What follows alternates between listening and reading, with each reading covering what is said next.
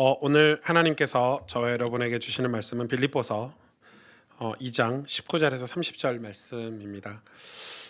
이제 새가족으로 오시거나 이제 신앙생활 처음 시작하신 분에게는 이 강해 설교가 조금 어려울 수도 있습니다. 그러나 이 말씀을 계속 듣다 보면 사실 강해 설교가 이 성경을 한 군데도 빠짐없이 전체적으로 지금 다루고 있기 때문에 성교의 전체 맥을 잡을 수 있고, 또 성경을 통해서 하나님 우리에게 의도하시는 게 무엇인지를 아주 객관적이고 정확하게 잡을 수 있기 때문에 이 강해 설교를 계속 해가고 있습니다. 그래서 그냥 성경 우리가 막 좋아하는 유명한 성경 구절만 잡고 사시지 마시고, 이 말씀을 통해서 이 성경 전체가 이야기하고 있고 드러내고 있는 그런 역사와 그 성경 속의 문화와 이런 것들을 통해서 또 하나님 말씀을 이렇게 우리가 확인하고 우리 시대에 우리가 어떻게 살아야 되는지를 적용할 수 있는 그런 시간이 되시기를 바랍니다. 2장 19절에서 30절 말씀 제가 대신 봉독해 드립니다. 내가 디모데를 속히 너희에게 보내기를 주 안에서 바람은 너희의 사정을 알므로 안위를 받으려 함이니, 이는 뜻을 같이하여 너희 사정을 진실이 생각할 자가 이밖에 내게 없음이라. 그들이 다 자기 일을 구하고 그리스도 예수의 일을 구하지 아니하되 디모데의 연단을 너희가 하나니, 자식이 아버지에게 함같이 나와 함께 복음을 위하여 수고하였느니라. 그러므로 내가 내 일을 어떻게 될지를 보아서 곧 이 사람을 보내기를 바라고 나도 속히 가게 될 것을 주 안에서 확신하노라. 그러나 에바브로디도를 너희에게 보내는 것이 필요한 줄로 생각하노니, 그는 나의 형제요 함께 수고하고 함께 군사된 자요 너희 사자로 내가 쓸 것을 돕는 자라. 그가 너희 무리를 간절히 사모하고 자기가 병든 것을 너희가 들은 줄 알고 심히 근심한지라. 그가 병들어 죽게 되었으나 하나님이 그를 긍휼히 여기셨고, 그뿐 아니라 또 나를 긍휼히 여기사 내 근심 위에 근심을 면하게 하셨느니라. 그러므로 내가 더욱 급히 그를 보낸 것은 너희로 그를 다시 보고 기뻐하게 하며 내 근심도 덜려 함이라. 이러므로 너희가 주 안에서 모든 기쁨으로 그를 영접하고 또 이와 같은 자들을 존귀히 여기라. 그가 그리스도 이 일을 위하여 죽기에 이르러도 자기 목숨을 돌보지 아니한 것은 나를 섬기는 너희의 일에 부족함을 채우려 함이니라. 아멘. 오늘 본문은 두 인물이 나옵니다. 디모데와 에바브로디도라는 사람이 나오죠. 두 인물은 사실 이 엄청난 차이가 있습니다.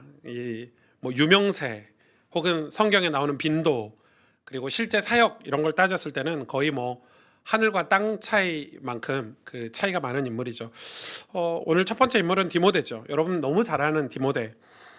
디모데는 이 엄청난 전도자였고 당시에 하나님께 가장 쓰임 받았던, 심지어 사도라는 직함까지 받았던 이 사도 바울의 직속 후계자입니다. 요즘은 이 교회들이 세습 이런 거 하면 안 되니까 자녀들에게 뭘 이렇게 할 수 없는 그런 시대고, 또 후계자를 세우면서 진통을 겪는 교회들도 참 많은데, 이 당시에도 사도 바울이 이 디모데를 나의 아들이다, 영적인 아들이다, 그리고 목회자로서도 후임, 에베소 교회 후임으로 이 목회자로 이렇게 세우는 것을 볼 수가 있죠. 이 디모데는 바울이 주 48년경에 루스드라라는 지역에서 가서 거기서 처음 만났습니다. 그리고 2년 뒤에 두 번째 만났을 때 바울 전도 일행에 합류를 이제 시키죠. 디모데를 공식적으로 합류를 시킵니다. 그러니까 처음 만났을 때 바울을 통해서 예수 그리스도에 대한 복음을 이 루스드라에서 이 디모데가 들었을 것입니다. 그런데 바울을 통해서 복음을 들었지만 성경은 이 디모데에 대해서 완전 명확하게 밝히고 있는 게 있죠. 그가 이미 모친 유니게와 외할머니 로이스로부터 성경을 어렸을 때부터 배웠다고 기록하고 있고, 그가 원래부터 경건한 사람이었다고, 그리고 하나님 앞에서 신실한 믿음의 사람이었다고 이 성경은 기록하고 있습니다. 그는 목사로 안수를 받고 나중에 바울과 함께 소아시아 지역이라든지 헬라 지역이라든지 그리고 마게도냐, 로마에서 순회 사역을 감당을 했습니다. 심지어 바울과 함께 잠시지만은 감옥에 옥살이도 했죠. 감옥에 갇혔다가 풀려나기는 했습니다. 이 엄청난 경험을 사도 바울과 함께 했던 그런 이 디모데입니다. 나중에는 그가 이제 말년에 에베소 교회, 그 당시에 에베소 교회는 가장 바울이 관심을 많이 쏟고 또 가장 중요하게 생각했던 교회 중에 하나인데 이 에베소 교회에서 담임 목회를 하게 됩니다. 그래서 에베소 지역의 아주 훌륭한 목회자로 이 인생을 이제 마무리하는 이 디모데입니다. 여러분 이 디모데라는 이름은 미국에 가면 이 디모데 이름을 진짜 많이 씁니다. 물론 이 다윗만큼 쓰이진 않지만 그래도 뭐 우리가 뭐 팀이 디모데 약자거든요. 뭐 팀이라든지 뭐 하여튼 디모데 관련된 이름이 굉장히 많습니다. 디모데라는 이 이름의 뜻이 뭐냐면 하나님을 공경하는 자라는 뜻이 있습니다. 그러니까 여러분도 자녀를 낳아서 우리 아들이 하나님을 공경했으면 좋겠다면 디모데라고 지으시길 바랍니다. 잘못 지으면 좀 놀림 받으니까 아무튼 뭐 팀이라고 지어도 좋고 디모데라는 이름을 갖고 있지만 하나님을 공경하지 않는 사람도 너무 많은 것 같으니까 이름은 잘 지어야 됩니다. 이런 디모데를 오늘 본문에 보니까 바울이 빌립보 교회에 급히 보냅니다. 왜 급히 보내냐면 지금 바울의 사정을 빠르게 빌립보에 전달을 해야 되겠고 그리고 빌립보 교회에 이 올바르게 사역을 지금 양육이라든지 말씀을 전달한다든지 이런 중요한 사역을 해야 되는데 오늘 사도 바울이 뭔 얘기를 하냐면 디모데 말고 보낼 사람이 없다고 얘기합니다.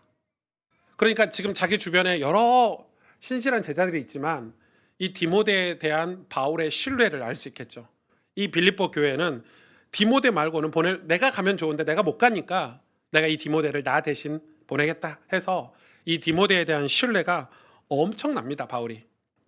그런데 여러분 이런 엄청난 목회자로 이 바울의 후계자와 또 바울과 함께 많은 사역들을 했던 디모데지만 이 디모데는 그 성경에서도 밝히고 있고 또 이 학자들이 밝히고 있는 디모데에 대해서는 디모데는 굉장히 소심한 사람이다. 디모데의 약점은 너무 연약한 사람이다. 얼마나 소심하고 연약한 사람이었는지 이 에베소에서 바울의 후임으로 목회할 때도 그 소심한 성격 때문에 연약한 성격 때문에 너무 많은 어려움을 겪었습니다. 그래서 바울이 디모데 전서 후서를 써가지고 이 디모데를 위로하는 거예요. 그러니까 연약하기 때문에 그 바울이 보통 이제 교회 서신서들을 다 쓰잖아요. 근데 디모데 개인에게 여러분 주로 바울이 개인에게 쓴 서신서 중에 그렇게 많은 분량이 없거든요. 그만큼 디모데를 아끼는 마음도 있지만 디모데가 연약했어요. 그 증거가 디모데 전서 후서에 나와 있는데 몇 구절 살펴볼까요? 디모데 전서 6장 20절에서 21절에 보면 이렇게 말합니다. 디모데야 망령되고 헛된 말과 거짓의 지식의 반론을 피함으로 이렇게 얘기하죠. 이 망령되고 헛된 말과 거짓의 지식의 반론이 누구를 얘기하죠? 당시에 교회 안에 있었던 거짓 선지자들인데 그 거짓 선지자들은 나중에 밝혀지죠. 영지주의자라는 이단들입니다. 그러니까 이 영지주의자 영만 있으면 되고 육은 무익하다 뭐 이런 온갖 이단들이 그 당시에 많았는데 그걸 뭐 총망라해서 영지주의자라고 하는데 그런 이단들이 이 에베소 교회뿐만 아니라 초기 기독교 사회에 엄청 침투해서 들어와 있었는데 이거에 대해서 얘기하는 거예요. 그러면서 뭐라고 얘기하냐면 내게 부탁한 것을 지키라. 이것을 따르는 사람들이 있어 믿음에서 벗어났느니라. 그러니까 이 거짓 선지자들 그리고 영지주의자들 이단들 때문에 디모데가 엄청나게 흔들리고 있다는 걸 알 수 있는 거죠. 그러니까 지금 디모데에게 편지를 써가지고 너 그거하고 흔들리지 마. 내가 내게 가르친 것을 지켜야 돼. 이런 얘기를 하고 있습니다. 그러면서 디모데 후서 1장 3절에서 6절에 보니까 이렇게 말씀하고 있어요. 내가 밤낮 간구하는 가운데 쉬지 않고 너를 생각하여 청결한 양심으로 조상적부터 섬겨오는 하나님께 감사하고 내 눈물을 생각하여 너 보기를 원함은 그러니까 지금 디모데가 많이 울고 있다는 거죠. 너 보기를 원함은 내 기쁨이 가득하게 하려 함이니 이는 내 속에 거짓이 없는 믿음이 있음을 생각함이라. 이 믿음은 먼저 내 외조모 로이스와 내 어머니 유니게 속에 있더니 내 속에도 있는 줄 확신하노라. 그러므로 내가 나의 안수함으로 내 속에 있는 하나님의 은사를 다시 불릴 듯하게 하기를 위하여 너로 생각하게 하노니. 뭔 말이에요? 지금 디모데가 엄청나게 힘들고 있으니까 힘들어하고 있으니까 그래서 뭘 잃어버렸냐? 하나님의 은사, 그 뜨거웠던 그 복음에 뜨거웠던 그 하나님이 주시는 그 뜨거운 그 하나님의 뜻과 소원들을 마음에서 다 잃어버릴 만큼 지금 낙심하고 있는 거죠. 그러니까 얘기하는 거예요. 너는 원래부터 네 마음속에 믿음이 있었어. 너는 원래 하나님을 잘 섬겼어. 그래서 내가 너를 위해서 진짜 기도하고 너를 만나러 가고 싶은데 갈 수가 없는데 내가 너를 위해 진짜 기도하는데 하나님의 은사를 다시 네 마음속에 불릴 듯 일으키도록 내가 기도하고 있어라고 얘기하는 거예요. 그러니까 디모데 전서 후서를 읽으면서 디모데가 어떤 부분에 지금 약점이 있고 어려움을 겪는지 우리는 유추해 볼 수가 있겠는 거죠. 그래서 어릴 때부터 가진 하나님의 뜨거운 사랑을 다시 일깨우려고 이 편지를 쓰는 거예요. 디모데후서 4장 9절에서 18절에 보면 다 읽을 수는 없지만 이렇게 얘기 시작합니다. 너는 어서 속히 내게로 오라. 데마는 이 세상을 사랑하여 나를 버리고 데살로니가로 갔고 그레스게는 갈라디아로 디도는 달마디아로 갔고 누가만 나와 함께 있느니라. 내가 올 때 마가를 데리고 오라. 그가 나의 일에 유익하니라. 뭐 이렇게 쭉 돼 있죠. 뭐라고 얘기하냐면 디모데후서 마지막 장이잖아요. 빨리 내게 오라 이렇게 얘기를 해요. 올 때 사명을 주죠. 마가를 데리고 와라 이렇게 사명을 주는데 그러면서 이 얘기를 하는 거예요. 지금 그레스고도 갔고 이 데마도 세상을 사랑해서 갔고 유일하게 내 옆에 남아있는 사람은 이 사도행전을 기록하고 누가복음을 기록한 의사 누가만 내게 남아있다. 그러니까 지금 이 디모데 너는 흔들리지 말고 내게로 빨리 와서 같이 사명을 감당하자 이야기를 역설적으로 지금 권면을 하고 있는 거예요. 제가 이처럼 초기 기독교에서 제일 훌륭하고 대단한 목회자였던 어쩌면 사도 바울을 제외하고는 이 신약 성경에서 가장 훌륭한 목회자가 디모데가 아닌가 생각이 들어요. 그런데 이 디모데는 엄청 연약한 사람이었어요.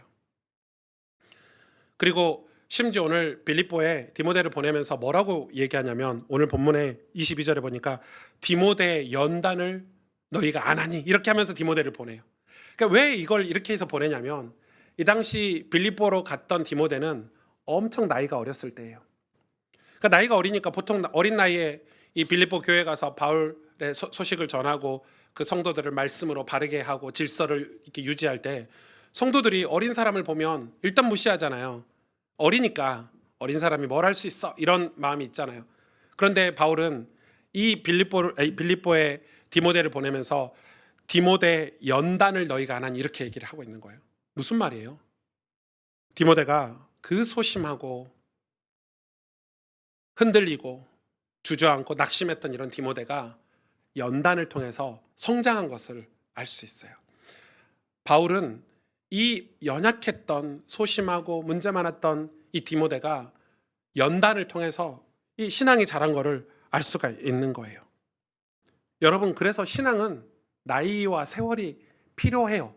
그러나 단지 나이와 세월이 필요한 게 아니에요. 뭐가 필요하냐면은 신앙은 예수 그리스도를 아는 성경 교육의 기초 위에, 왜냐하면 이건 되게 중요해요. 성경을 바르게 알아야 그 기초를 가지고 있어야 올바르게 성장을 할 수 있으니까 그 기초 위에 경험되어진 과정이 신앙이에요. 연단이 필요해요. 여러분, 그런 디모데가 바울의 신실한 동역자가 될 수 있었던 것은 그 연단의 과정 속에서 바울이 디모데를 붙잡아 줬기 때문이라고 생각합니다. 왜냐하면 바울 역시, 여러분, 바울 사도는 제가 이제 신학을 공부하신 분은 알 거예요. 예수님에 관한 성경 기록이 제일 많으니까 예수님에 관한 책이 제일 많긴 한데, 사실 예수님을 제외하고는, 예수님 하나님이시니까 제외하고는 바울에 관련된 논문, 서적, 책 이런 것들이 압도적입니다. 그러니까 이거를 따라올 수 없을 만큼 압도적인 차이로 바울에 관한 연구 서적이 제일 많습니다. 바울은 대단한 인물인 거죠. 기독교 역사에서, 성경 속에서. 그런 바울도 여러분 생각해 보세요. 예수님을 어떤 상태에서 믿었죠? 예수 믿는 사람을 잡아 죽이다가 심지어 스데반과 같은 신실한 집사를 돌로 쳐 죽이는데 선동하다가, 그러다가 다메섹에서 예수님이 직접 만나줘서 예수를 믿었어요. 그런데 여러분 입장 바꿔 생각해 보세요. 그런 바울을 예루살렘 교회가, 초대교회가 받아들이기 쉬웠을까요? 어려웠을까요? 어렵죠. 못 받아들이는 거예요. 생각해 보세요. 여러분 막 때리고, 여러분 폭력하고, 여러분 막 예수 믿는다고 여러분 재산 뺏어가고 이런 사람이 회개하고 교회 돌아왔는데 여러분 쉽게 받아줄 수 있겠어요? 우리 다 받아준다고 생각을 해, 지금 말은. 근데 현실적으로 어렵다 이 말이에요. 맞잖아요. 우리 예수 믿는다고 막 때리고 막 핍박하고 이런 사람이 회개하고 우리 교회로 온다고 생각해봐요. 쉽지 않아요. 심지어 예수님의 제자인 12사도도 바울을 인정하지 않았어요. 그런데 어떤 주석에 보니까 진짜 기가 막힌 해석이 있어요. 여기에 대해서. 저는 이 해석을 지금 오늘 여러분에게 받아들여서 전달을 하려고 해요. 그가 이 스데반이 죽는 모습을 봤잖아요. 돌에 맞아서. 아마 사도 바울은 그 사도 바울의 이 트라우마는 스데반 집사가 죽는 모습이었어요. 아마 평생 잠자도 꿈에도 나왔지 않을까 생각할 정도로 스데반이 돌에 맞는 모습이 예수를 믿고 신앙생활하면서 복음을 전하면서 평생 마음 한켠에 트라우마로 남았을 것 같아요. 그런데 이거에 대해서 어떤 주석가가 목회자가 이 신학자가 이런 얘기를 했어요. 하나님은 다 준비된 스데반, 그러니까 스데반을 복음 전하기 위해서 준비를 다 시키셨잖아요. 그런 스데반은 하나님이 천국으로 불러가시고 오히려 핍박자 사울을 변화시켜서 이방 선교에 사용하십니다. 이렇게 기록하고 있어요. 와, 무슨 말이냐? 왜냐하면 스데반과 같은 완벽한 믿음의 사람이 이방인을 평생을 유대인들이 봤을 때 이 모자라고 지옥 갈 사람들로 여김받고 평생을 우상을 섬기고 이런 이방인을 스데반과 같은 그런 성령 충만한 사람은 이방인을 이해하지 못했을 거라고 얘기해요. 바울이니까 디모데도 이해하고 바울이니까 이방 사람들을 품어 제끼는 거예요. 그거에 대한 증거가 오늘 두 번째 인물인 에바브로디도라고 생각을 합니다. 이 에바브로디도는 오직 빌립보에만 오늘 본문에만 나오는 인물이에요. 다른 성경에는 또 고대 근동 문헌에는 이 에바브로디도가 아예 나오지 않아요. 그런데 오늘 본문만을 봐서 몇 가지 우리가 유추하고 추측할 수 있는 내용들이 있죠. 어떤 인물이냐? 빌립보 교회에서 사도 바울에게 후원금을 전달해 주려고 심부름을 시키기 위해서, 그리고 사도 바울 전도팀에서 같이 사도 바울을 돕고 섬기라고 빌립보 교회에서 추출한 사람이에요. 이 선발한 사람이죠. 그런 에바브로디도를 사도 바울에게 보낸 거예요.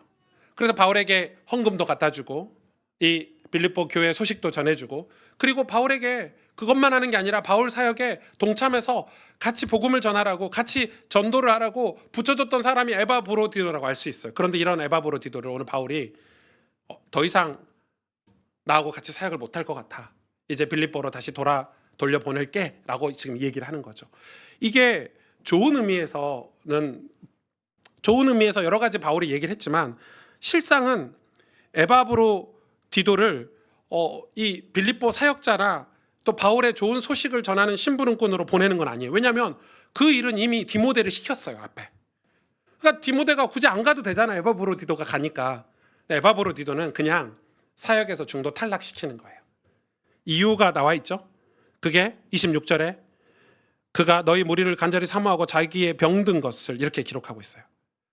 자기가 병든 것을 너희가 들은 줄을 알고 심히 근심한지라. 27절에 보면 더 정확히 나와 있어요. 그가 병들어 죽게 되었으나. 지금 에바브로디도가 병이 걸린 거예요. 육신적으로 한계가 온 거죠. 그러니까 바울 사역팀에 도움이 되는 게 아니라 마이너스가 되는 거예요.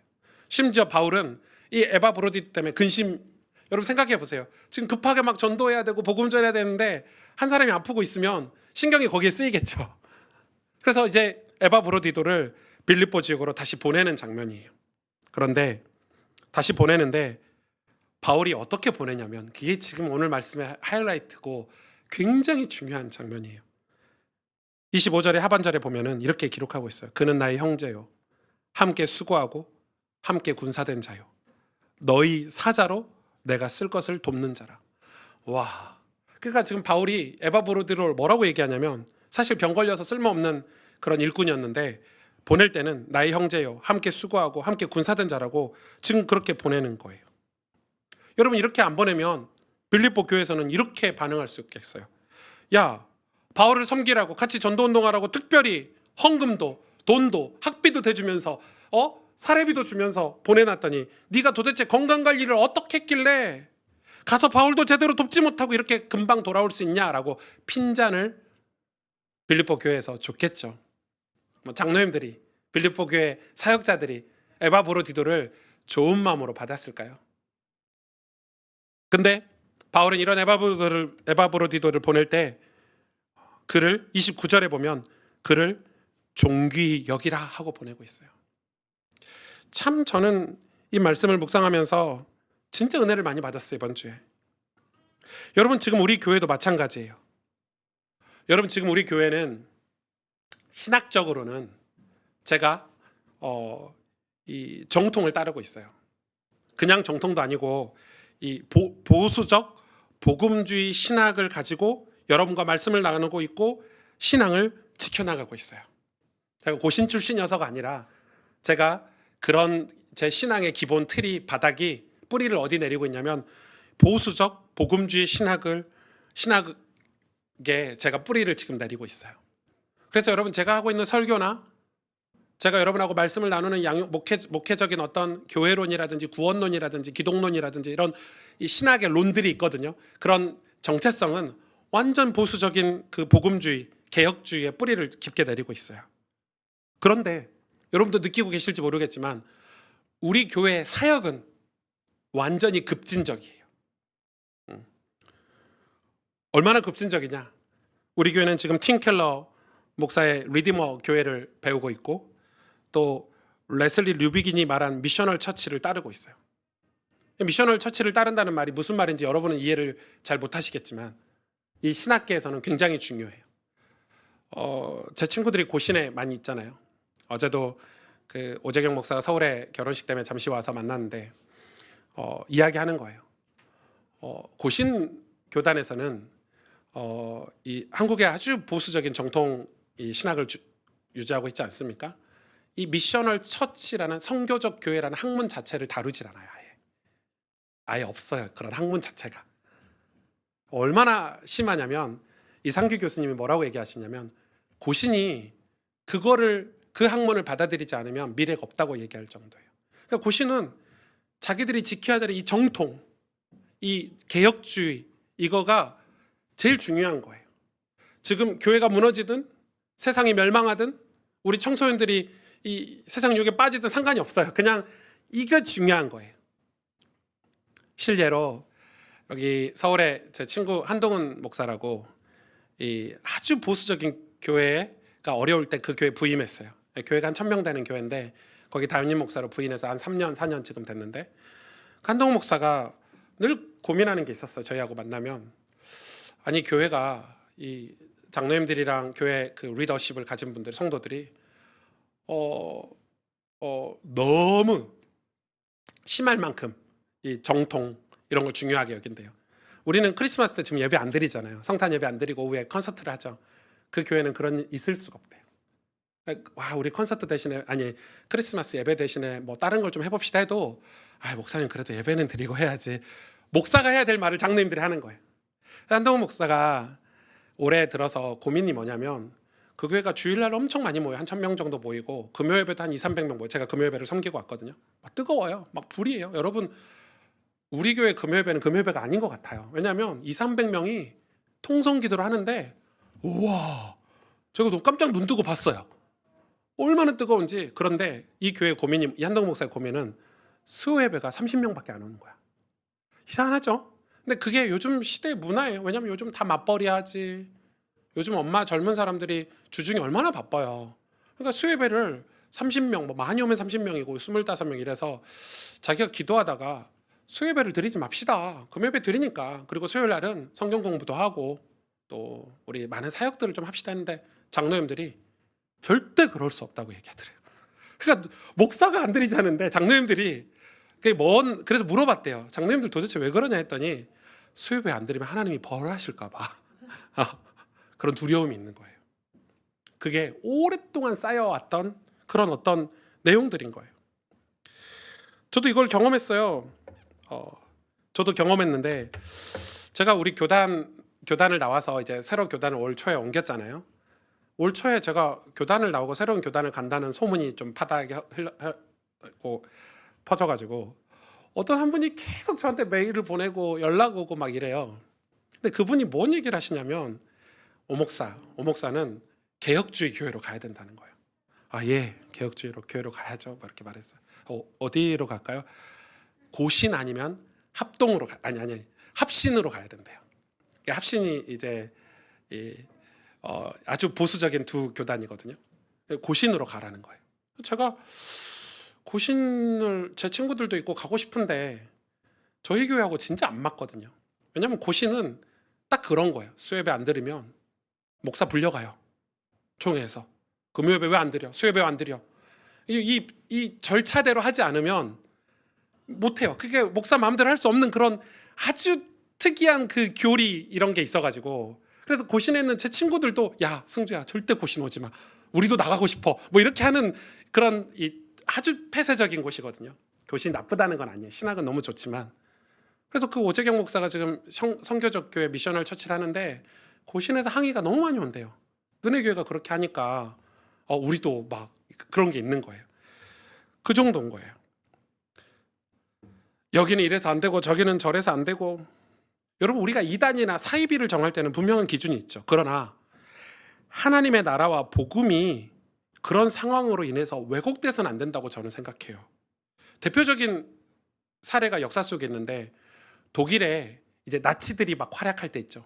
나치들이 막 활약할 때 생긴 교회가 있는데, 그게 바로 나치들에 저항하면서 생긴 교회가 하나 있는데 고백교회라고 있어요. 이 고백교회는 말 그대로 포로 수용소 이런 데서 신앙을 지키기 위해서 신앙 고백하는 사람들이에요. 그리고 나치에 저항하고 자기들 신앙 고백하다가 죽는 거예요. 얼마나 자부심 있겠어요? 여러분 생각해 보세요. 나치를 대항하고, 우리로 말하면 일제를 대항하고 뭐 공산주의를 대항하고 신앙을 지킨 사람들이잖아. 귀하죠. 그런데 나치가 사라지고 나서가 문제가 되는 거예요. 나중에는 이 고백교회 성도들이, 목회자들이 자신들이 누구이며 누구를 섬기도록 되어 있는지 잊어버리게 됐어요. 오직 나치에 대한 저항으로 생긴 전통이 우선시가 됐고, 나중에는 자기들의 교리만 맞다고 얘기하는 거예요. 계속 이제 나치가 사라지니까 나치를 대신해서 뭘 만들어내는 거예요. 그래서 그 고백교회가 나중에 어떻게 변질이 됐냐면 인종차별주의. 너 나치 저항했어 안 했어? 이걸 계속 따지는 거예요. 그리고 나중에 뭐가 되냐면 민족주의 신앙이 생겨버린 거예요. 우리 민족, 나치를 저항했던 우리 민족만이 하나님 기뻐하시는 민족이야. 민족주의 신을 섬기게 되는 거예요. 여러분, 우리가 이런 오류를 범해서는 안 돼요. 루퍼투스 멜데우스라는 신학자가 이런 얘기를 했어요. 본질적인 것에는 일치를, 비본질적인 것에는 자유를, 그리고 모든 것에는 사랑을. 제가 이 영어, 뭐 라틴어 이런 걸 잘 모르니까 엄청 유명한 이 중요한 말씀이라고 저는 생각해요. 이 말씀이. 여러분, 교회를 세워가다 보면 저와 같이, 우리 디모데처럼, 또 에바브로디도처럼 연약한 사람들이 진짜 많아요. 저는 사도 바울이 진짜 귀한 사역자라고 왜 하나님 이렇게 기쁘게 쓰셨을까 생각을 했는데, 이런 에바브로디도를 존귀 여겼다고 기록해놨어요. 그리고 빌립보 교회 얘기해요. 이 에바브로디도를 너희가 존귀 맞아야 돼. 존귀 여겨야 돼. 이런 자들을, 에바브로디도와 같은 자들을 귀하게 여길 줄 알아야 돼. 이렇게 얘기를 한단 말이에요. 왜요? 우리 모두가 예수님을 믿고 하나님을 사랑하고 교회를 사랑하며 또 그 사랑으로 복음을 전하기 위해 하나님께 은혜를 받은 분들이 교회 공동체로 모였어요. 여러분, 그렇지 않습니까? 우리 모두가 그렇습니다. 그래서 우리는 겸손하게 예수님을 따라가려고 애쓰고 있고, 그런데 우리 인생의 진리는, 본질은 오직 예수 그리스도밖에 없어요. 오직 성경밖에 없어요. 그것이 우리의 본질이에요. 그래서 그것은 일치를 가져가야 돼요. 우리 모두가 예수님에 관해서는 일치를 가져가야 돼요. 그런데 여러분, 생각해 보세요. 우리가 살아가는 삶의 방식인 문화, 이 도시, 이 지역의 상황은 시시각각 변화되고 있고 또 바뀌어가고 있어요. 그래서 겸손하게 이 시대를 배우고 문화를 배우고 서로 존중하며 배려하면서 공동체를 이루어야 하는 거예요. 그게 교회가 돼야 돼요. 믿음이 견고해지되 결코 교만해서는 안 되는 거예요. 에바브로디도는 바울을 통해 공동체를 통해 연약했지만, 비록 그가 병에 걸렸지만 그의 믿음은 더 성장하고 빌립보 교회를 세우는 일에 귀하게 쓰임 받았을 거라고 생각을 해요. C.S. 루이스 이 영국의 유명한 신학자이자 변증학자죠. C.S. 루이스가 이런 얘기를 했어요. 역사가 시작된 이래 모든 나라와 가족을 덮치는 불행의 가장 주된 원인은 바로 교만이다. 교만이다. 저는 어제 그 주사랑교회 그 꽃전도 팀이 어제 새벽부터 우리 교회 왔거든요. 그래가지고 새벽에 들어보니까 7시쯤부터 고터 이 터미널에 고속터미널 꽃시장에 가서 꽃을 사가지고 우리 청년들하고 이 꽃을 사와서 이 꽃전도를 하기 위해서 이렇게 예, 사진 감사합니다. 설명하기 어려운데 이렇게 같이 연합으로. 사실 저런 교회가 어디 있어요? 남의 교회 꽃전도 도와주려고 토요일 새벽부터 와가지고 꽃 사서 꽃 만드는 법 다 이렇게 가르쳐주고 갔어요. 고맙죠. 예. 근데 제가 잠깐 봤는데 너무 좋더라고요. 사실 저는 예전에 노방전도 이런 거 되게 수준 낮은 전도라고 생각했어요. 아마 저하고 같이 신앙생활 해왔던 분들 아실 거예요. 제가 설교하면서 노방전도의 노자도 한번 얘기한 적이 없어요. 제가 이야기하는 전도는 굉장히 수준 높은 전도, 수준 높은 전략 이런 걸 얘기했지. 그냥 이 지역 주민들에게 전도합시다. 근데 제가 이상민 목사님을 만나서 그 생각이 완전히 와르르 그 교만함이 다 무너졌어요. 왜냐하면 간증을 하는 거예요. 자기들은 한 달에 한 번씩 청년들이 모여서 전도하려고 모였대요. 전도지를 만들어가지고 전도지를 줬더니 사람들이 전도지를 안 받잖아요. 그러니까 자기들끼리 기도하다가 어떻게 하면 이 전도지를 보게 할까 하다가 꽃시장 가서 꽃을 만들어서 줘보자 이렇게 된 거예요.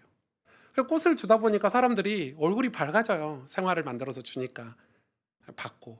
그러니까 뭐 그런 사람들이 교회를 등록하고 오기도 했지만 그러면서 청년들이 그 과정에서 서로 웃고 돕고 이해하고 섬기고 그래서 교회가 엄청 밝아졌대요. 꽃전도에서 멈추는 게 아니에요.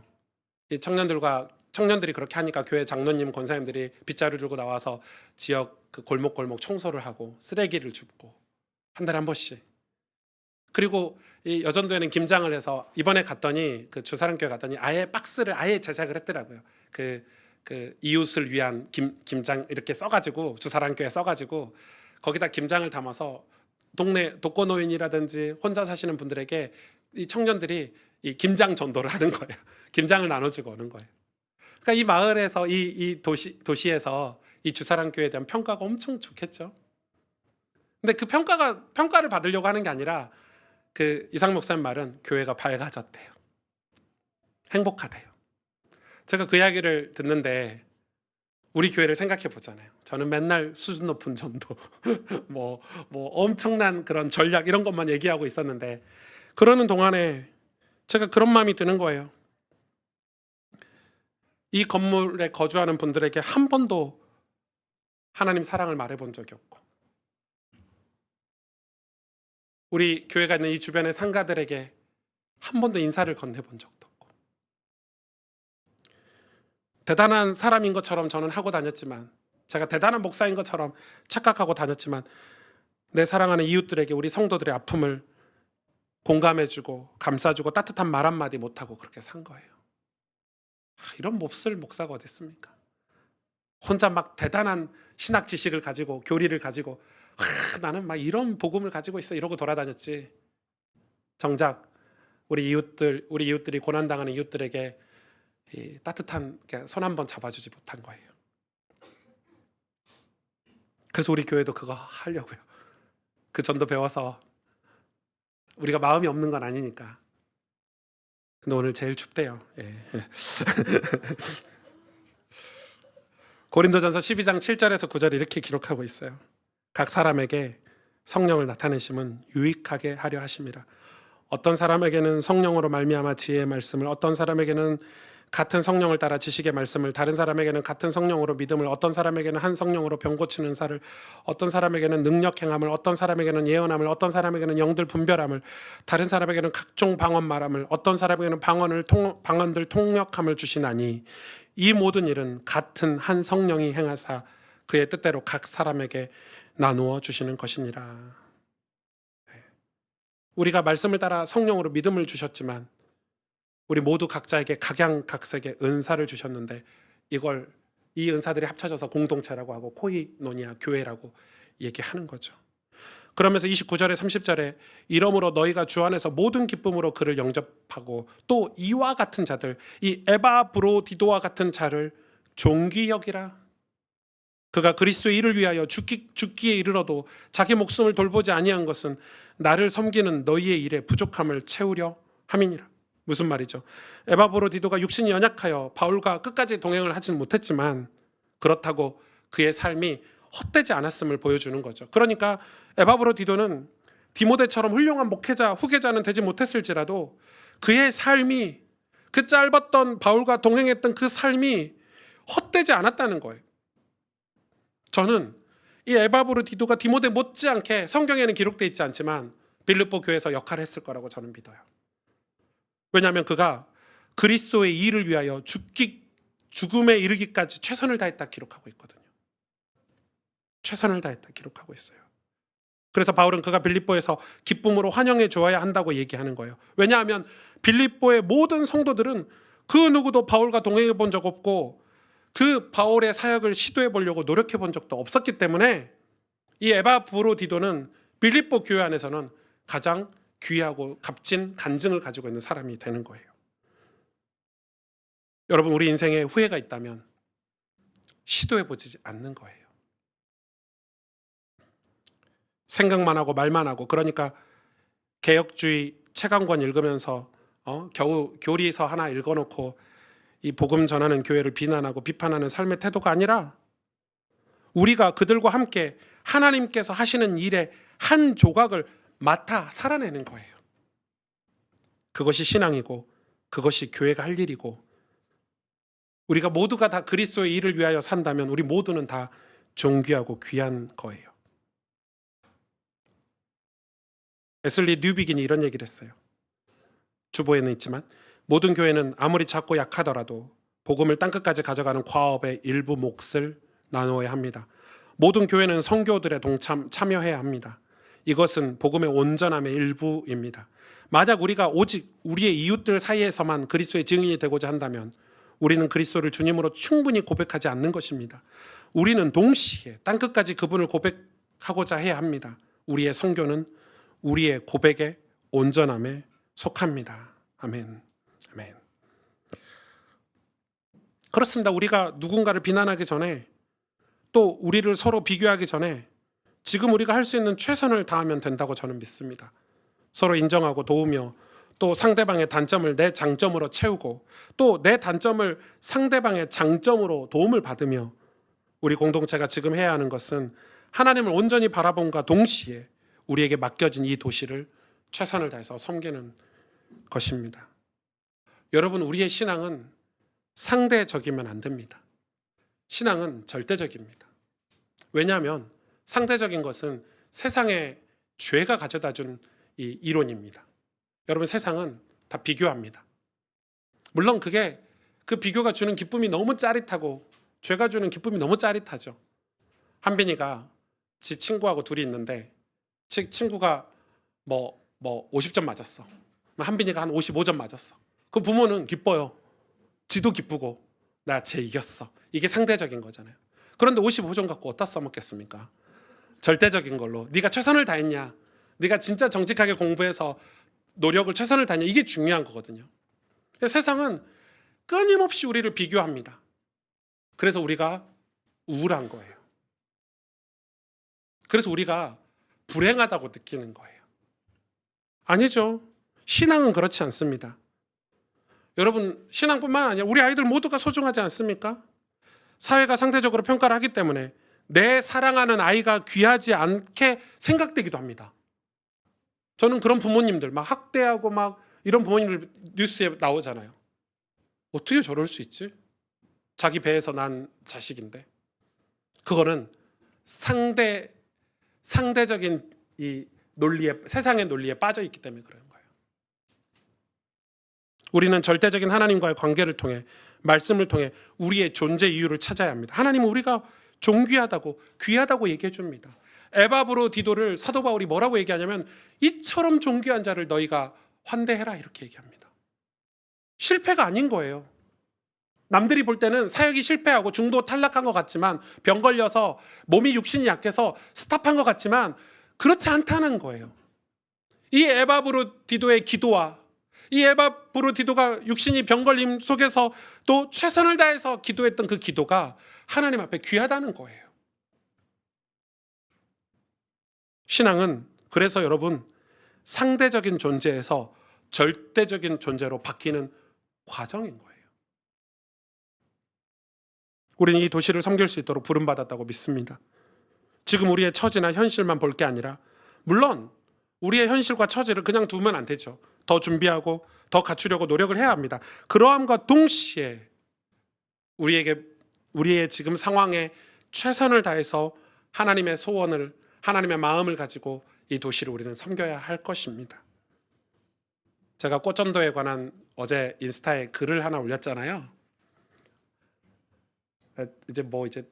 그런 글을 올렸더니 어떤 목사님이 DM 이 메시지를 올렸어요.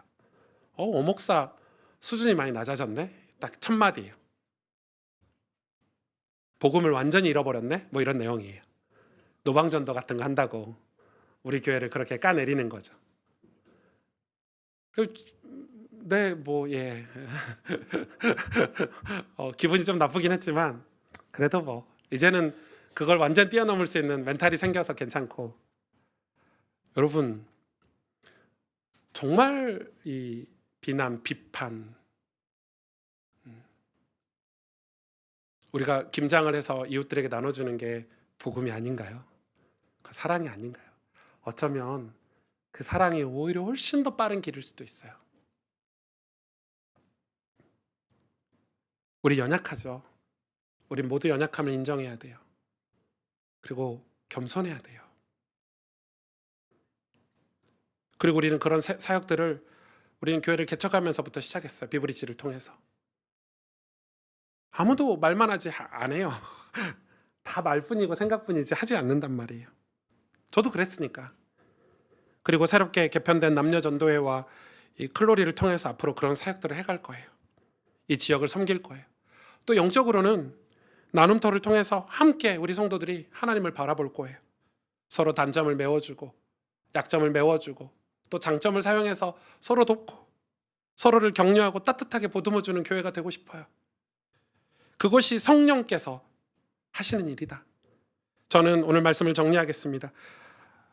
말씀을 따라서, 성령을 따라서 되어지는 사역은 사역의 어떤 모양이 아니에요.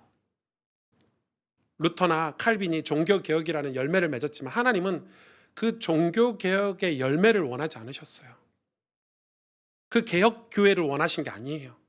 이것만 우리가 지켜야 돼, 이걸 원하시지 않으셨어요. 그건 다 흘러가는 거예요. 지나가는 거예요.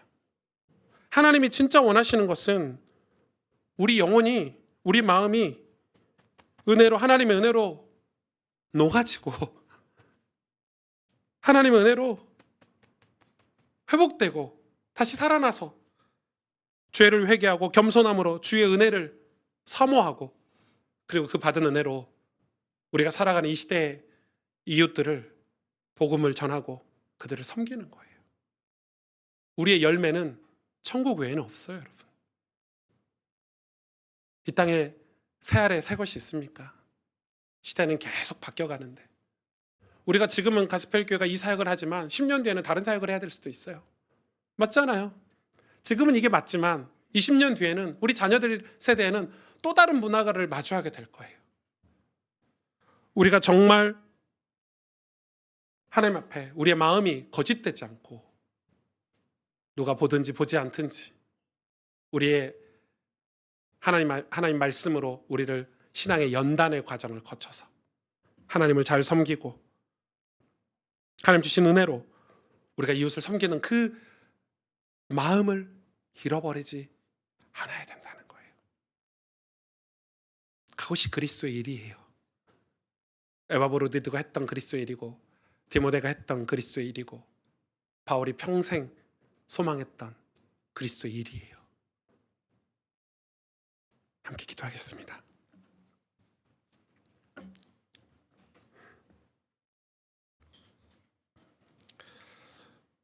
오늘 말씀을 가지고 같이 기도하기를 원합니다.